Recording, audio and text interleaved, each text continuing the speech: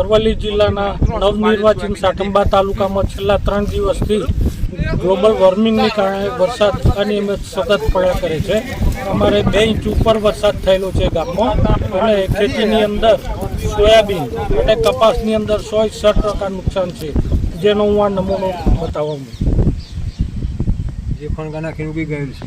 આ 100% મારું નુકસાન છે.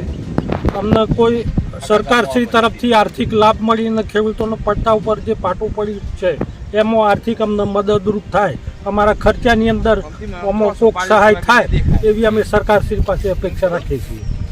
સરકારશ્રી તરફથી તો ખેડૂતોની આવક ડબલ કરવાની એવું પ્રોમિસ હતી, એની જગ્યાએ આપણે ખેતીનો ખર્ચો ડબલ થઈ ગયો છે, બાકી આવકની અંદર કોઈ ફેરફાર પડેલ નથી. આવક અડધી થઈ ગઈ છે બસ. વધુમાં માવઠું પડવાથી ખેડૂતને કેટલું નુકસાન છે? આ 100% અમને કપાસનું નુકસાન છે.